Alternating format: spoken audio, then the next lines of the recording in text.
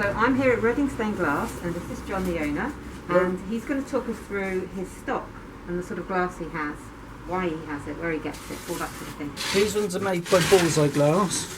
These ones are all fusible, so you can actually melt them to other pieces to make bowls, coasters, placemats, splashbacks for kitchens, things like that. But people also use them for stained glass. Yeah. We sell the glass more competitively than anyone else, so that our customers use it for mosaicing, stained glass and fusing. Yeah. So originally Bullseye glass was made for stained glass. It wasn't until later. Oh really? I didn't know that. Yeah, it wasn't until later they started making fusing. And again, they do some textures, which are interesting textures that some of them replicate original Victorian textures, like some of the reeded and ribbed glasses that they do. So they're good again for matching into old windows, doing repairs and stuff. Yes. This one's got an iridescent sheen on it, but they do it with iridescent and without iridescent. Yeah. This one's their Christmas glass. This one's called Hollyberry. It's Christmas in a sheet of glass, that. So, what have we got here? Okay. So, in these racks, in this room, this is all Bullseye, again, fusing glass. But again, people do use it for stained glass work as well. It's fusible, but it's particularly good for matching into old windows, for leaded windows as well. Yes. Because we do a lot of tints in it that are pale colours, that are perfect matches, like this one, say, for instance. It's very slightly tinted, that's a spruce green. It could be a perfect match sometimes for a Victorian window repair. You've just got to go with whichever glass works, don't you? Yeah. So, but again, we try and keep the prices reasonable on that so that people use it for all glass types. I mean, it's not a cheap glass, is it, basically, Bullseye? It's not the cheapest, but it's cheaper than the Spectrum now. Is it? Because the Spectrum's gone up and up and up and up. Wow. Yeah. So this Bullseye's cheaper than the Spectrum now. Oh wow, that puts it in perspective. Yeah, it does. Yeah. Because we sell the Bullseye cheaper as well to try and keep doing a lot of trade with it, you know. Yeah. And we've got a lot of very loyal customers that come and buy it, so we do sell a lot of it every year. Do you? You know. Yeah. Which obviously that helps us keep the price reasonable as well. High turnover. Yeah, that's right. So again, we've got the same sort of glasses here with an iridescent finish. So a sort of pearlized sort of finish. Yeah. And does that stay when you fire it? Yeah, that'll stay when you fire it, yeah. Okay, it's got like a pearlized, it's what they call iridescent. They call that a rainbow iridised. But we also do some of them with a gold iridised or a silver iridised. Oh. But not on so many colours, mainly on the clears and the whites and the blacks. We do bronze with the gold iridised. That one there. That one's a streaky iridised. Yeah, I've had that one. I like that one. It's a streaky iridised. It's called Adventuring Blue. So the actual blue itself sparkles as well. And you've got that pearlized sort of sheen on it. You've got the hand rolled edges again. You do have a few little faults and bubbles and stuff in it. If you're melting it in the kiln, then that all disappears. But if you're using it for stained glass, you need to cut around those pieces. Yeah.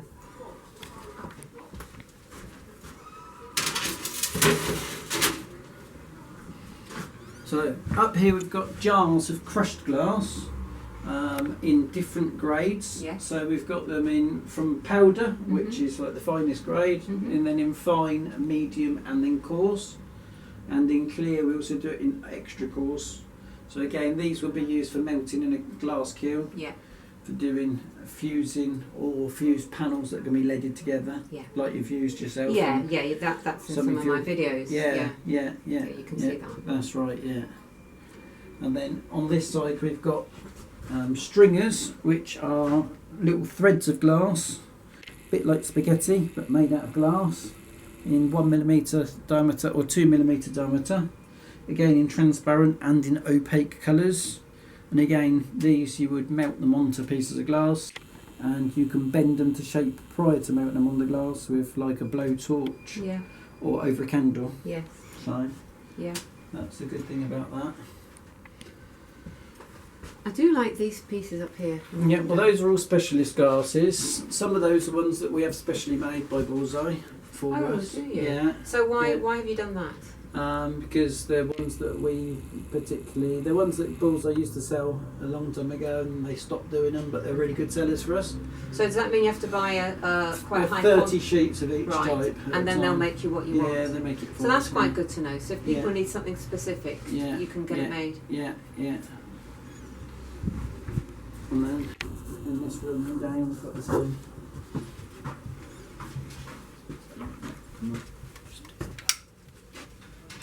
There we go. So again, in these racks again, we've got the Bullseye glasses, and these are streaky glasses and confetti glasses. So confetti glasses have flakes of glass in, like this. And you can actually buy those pieces to sprinkle on. Yeah, fire yourself, can't you? We sell the separate confetti as I've well. had those from you. They're quite good fun actually. Yeah, they're good. Yeah. And again, this glass is good. We can use it for stained glass work as well as fusing. Yeah. It looks very contemporary, modern. Yes, it does. We do it with large flakes like this. It does a lot of the work for you if you use a piece of glass. That's right. And then we do it with small flakes called Mardi Gras like That's that nice. as well. That's delicate, isn't it? Again, in lots of different colour schemes. So yeah, I like that. it's quite reasonably priced. Is it? Yeah, and it's got the streamers and it's got the small pieces of frit inside. We also do some of the colours with just the streamers in like this. Yeah. Again, it's just how you think of using it really, Yeah. because if you cut just strips of it, it looks totally different in big pieces. Yeah. So. And then the next sort of glasses in these racks are called Cascade, which basically they've got a transparent piece in the middle of an opaque area. Wow. Yeah. Looks quite stunning, doesn't it? Yeah. Who makes that? That's all made by Bullseye again. Is it? Oh, yeah, okay. yeah. And again, you can use it for fusing or for stained glass work. And that comes in several different colour combinations. That's green piece, that. Wow. I don't think I've seen that before. No, it's very unusual, but of course you couldn't make it yourself even in the kiln because you've got the transparent floating in the middle of the opaque areas. And then that's it on a black background. But when you hold the black up to the daylight, it almost looks purple, look. Yeah. Yes, I see purple at the top there, and I see blue down the middle. Yeah. Wow. Yeah, it's quite stunning, isn't it? That's a really stunning piece. I often think you can just put that in a frame. Yes. As a piece of art on the wall. Yeah, I've got that at home. I saw a piece that was so beautiful once. Yeah. I've just made a light box for it, and it's hanging in my living room. This is one of the special edition glasses. That's so again, really you've got interesting. transparent in the middle of the opaque, Yeah. And then that's another one. Jade. Jade and vanilla. That one's opaque and opaque. That's gorgeous colour, isn't it? Beautiful colour, isn't it? So it's the sort of thing you can use it to make bowls and things like that. Yeah. And this is another one which is quite beautiful. One of my favourites, this one.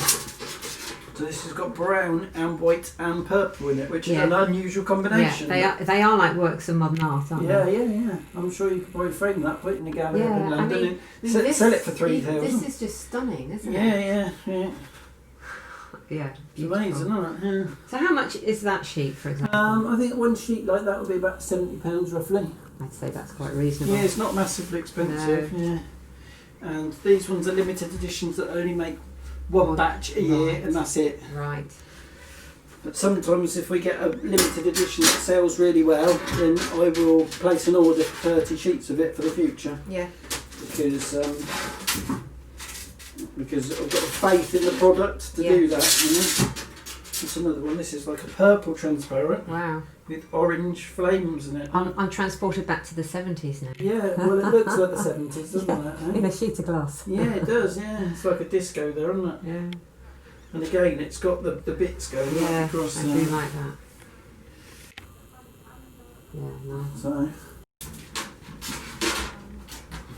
Okay, so this sort of glass is what we call venturing, which is very sparkly. So this is made out of 2 layers of glass. So the top layer of glass is triple adventuring on clear. So it's got adventuring green, light adventuring green and adventuring blue. They're all sparkly on clear, and then that's laid over the top of a layer of cyan opal to give you this sort of effect. And is that Bullseye glass? It's Bullseye glass again, yeah. And then this one, again, you can see it's very sparkly.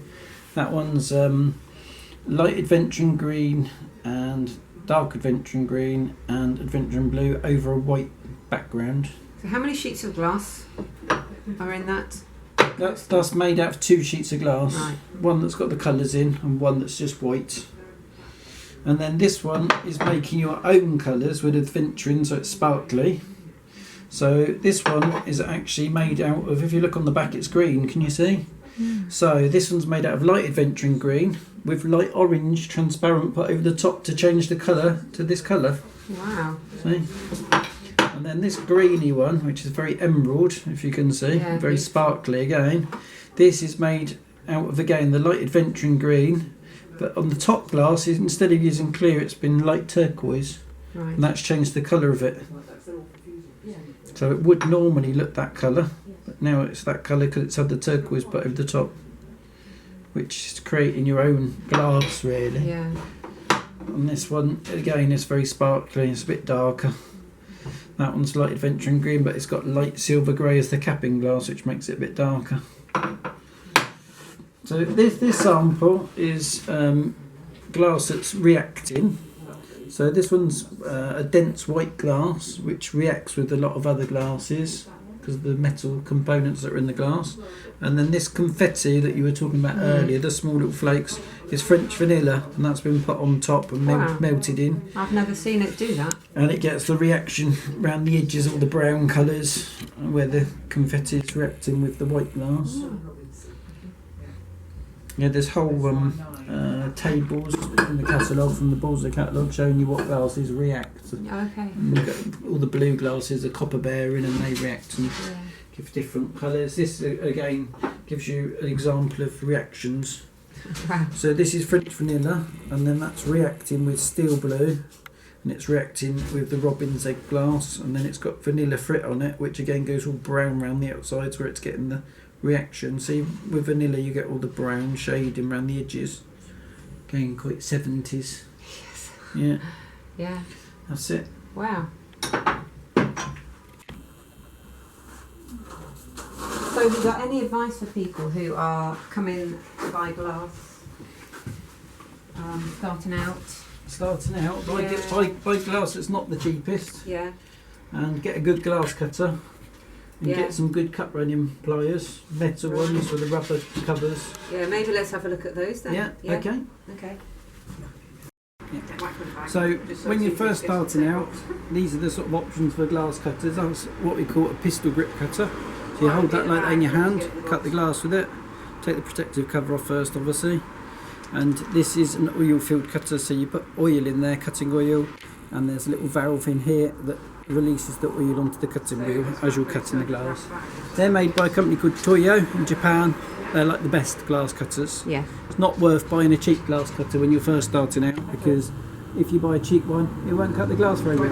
If you buy a good one, it will cut the glass easy. Yeah. This is more of the pen type of glass cutter. So that's a different way of holding it. Some people prefer the pistol one. For shape cutting, this sort of shape is much easier to cut shapes. Okay. Also, they come with different types of wheels. So this one's just got like a standard wheel in it, and then this is more of a professional one, and this has got what we call a tap wheel. So the advantage of the tap wheel is you don't have to press so hard on the wheel, so it's easier to cut shapes. The wheel puts a deeper medium crack into the glass, so it snaps off easier and more directly down the line.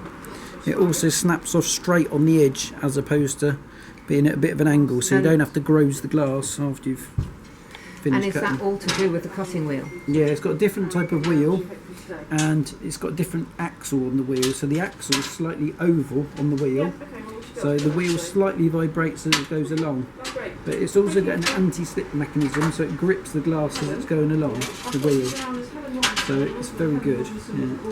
I've been using this one for about 2 years now, and I've probably cut about 10,000 pieces of glass with it, and it's not blunt at all. So they don't wear out, really? No, not. They go for years and years and years. Yeah. And they come with narrow heads or wider heads. We also do a comfort one like this, which has got a shaped handle, which has got the narrow head, but it's also got the same tap wheel as this one.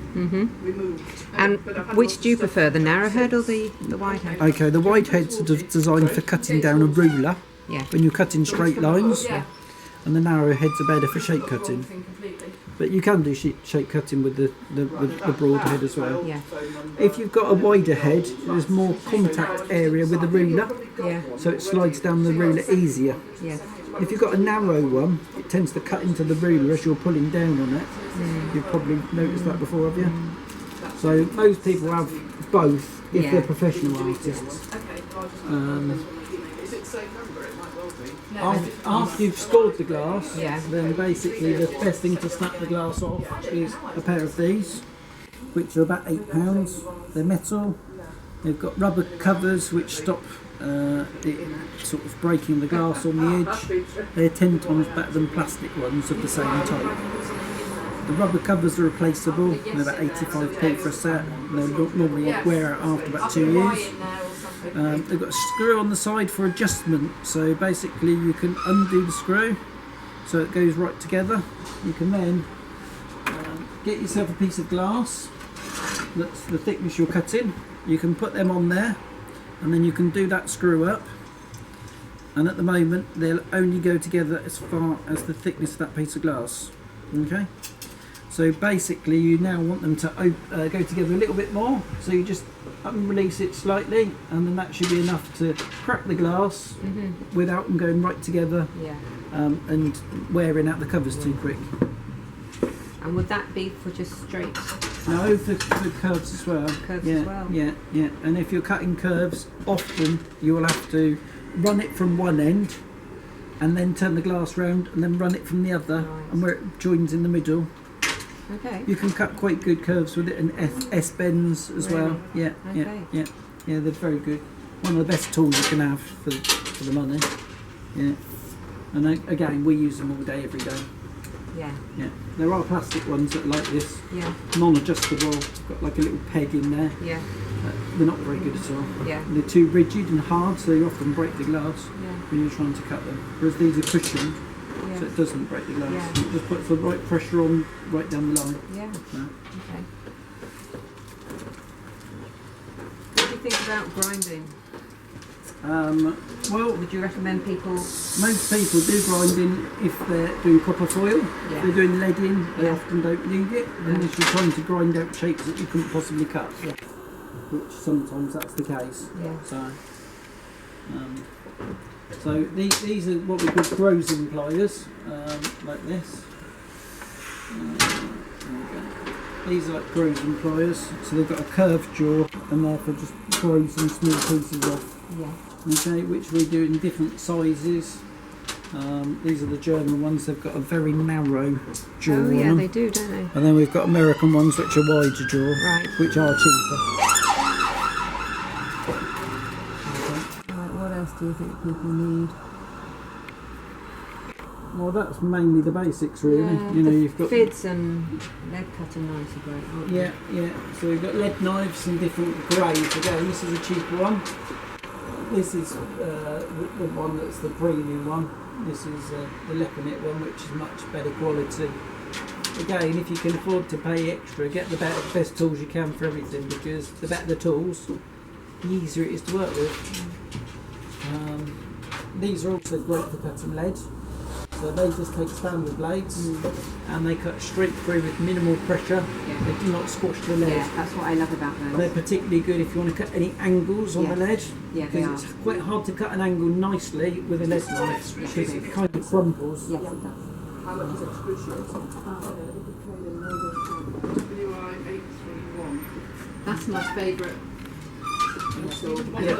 Yeah, well that's an all-over tool, so that's really good for leading. So for opening up the lead. Yeah. Originally people have used one of those, which is an oyster knife. Yeah. My organiser's got a bit of a bend up. Yeah, that's got a little bit of a Yeah, bend. yeah, it has. So these are made in England. Oh, Very okay. high quality. You'll buy one and it lasts you your whole life. Yes. Yeah. Very nicely quality made. And that is good for dressing the lead after you've cut it. Slightly squashes a bit. And this will open the lead back up again. Alright, okay, that's fine. So now I'll keep the money counter. Yeah, I'm just trying to work out that basically shorter blues and greens. Yeah, you've got your flux, you've got your horseshoe nails, tallow.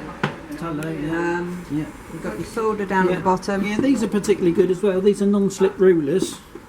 So this has got rubber on.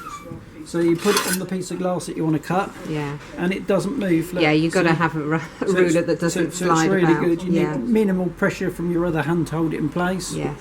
So they're very popular again.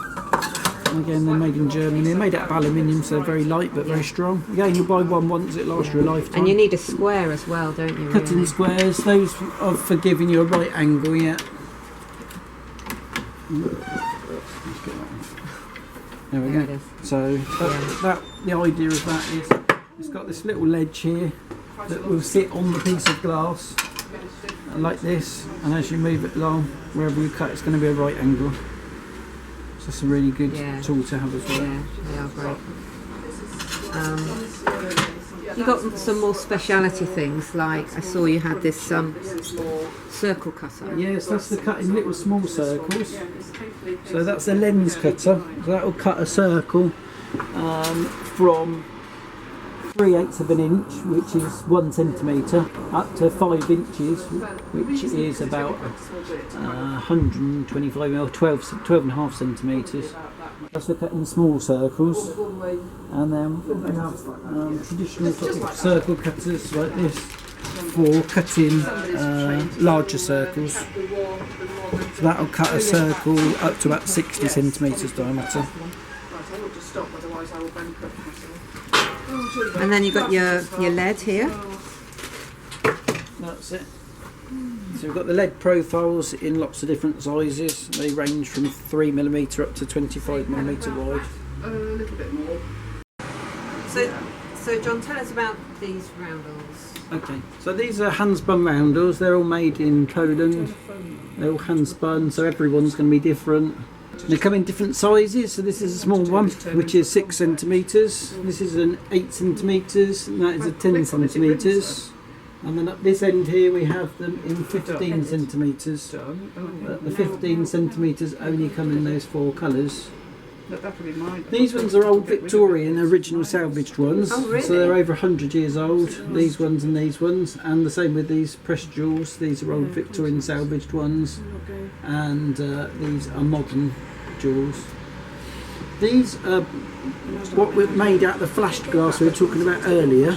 So they're called brilliant cut pieces, and they're all hand cut on a revolving copper wheel. So that's very skilled work. Yeah, it's a good polish on that clear glass, isn't it? Yeah, so that one's called chrysanthemum, and this is called a glory star. And then up here we've got a spread star and a rosette. So those are the different designs, the standard sort of designs. Again, you get a lot of these in Victorian doors and sash windows as well, but a lot of people use the small ones in the corner of the stained glass borders. Yeah, they're very pretty. And the central features in panels. Yeah, they look quite beautiful. So. Yeah. Thanks, John, that's great. I thought I should just add to this video about Reading Stained Glass that they do this sample box. So in it are small samples of all the different glass they sell with the name and number. And it's useful for a couple of things. It's really useful for matching glass. So if you go to a job and maybe it's a repair, you can bring this with you and find just the right texture and shade. And then you can order it, give them a ring and they'll send it to you. Or if you're playing around with different palettes of colour and you want to know what your options are for a window you're making, this is great. If a client is having an entirely new window built, it's great to show them what their options are, and also to try and pin down what shades they like and what textures they like. Because you can have them to come to your workshop, but That's not always great, and actually it's not always safe. So I find this invaluable. You can get sample boxes from different glass manufacturers, but the trouble is, no shop you buy your glass from will stock the entire range of glass from one supplier. So you would end up buying quite an expensive box of samples, because they're usually at least £50 for a box of samples, and actually maybe your shop will only stock 15 or 20 of them. So I really find this box from Reading useful, and I would recommend that.